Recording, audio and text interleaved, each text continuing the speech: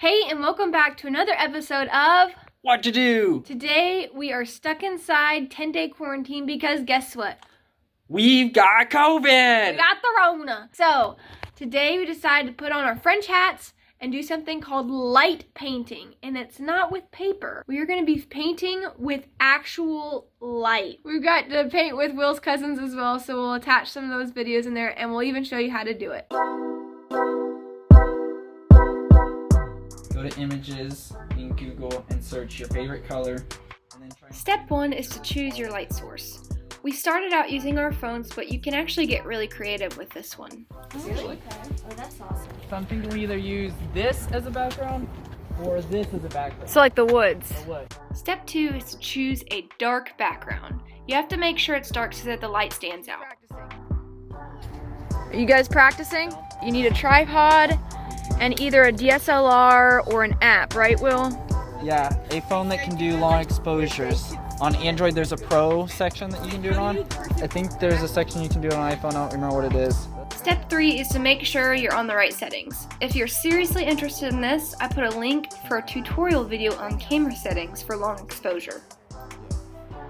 You put in a certain place so that you can focus that certain place. Stay there, stay. Wherever you're going to be doing the painting. 3, 2, 1. So the way this works is that your camera is staying open for a long amount of time and captures the light that's put into it. So wherever you flash a light, it will freeze there on the photo. Step 4 is to get creative. There are endless possibilities. We started out with some pretty bad looking photos, but as we learned, you can see that our photos got a lot better. If you all end up doing this, we want to see it. If you feel comfortable, post your favorite light painting photo on our Facebook page. These photos are to show our progress. We started out not great, but as we learned, we got better and came out with some pretty cool stuff in the end. This just goes to show that with a little patience, you can learn a lot and come out with some neat results. Will likes to tell me that creativity is a muscle. If you don't think you're creative, well, you can certainly exercise it, and you'll find yourself coming up with more and more ideas.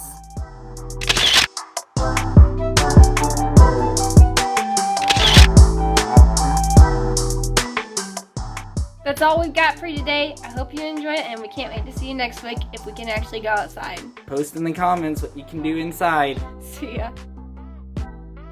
Hey guys, if you really like this video, be sure to give it a giant thumbs up and click that subscribe button so that you can see the videos when they come out. See you next time.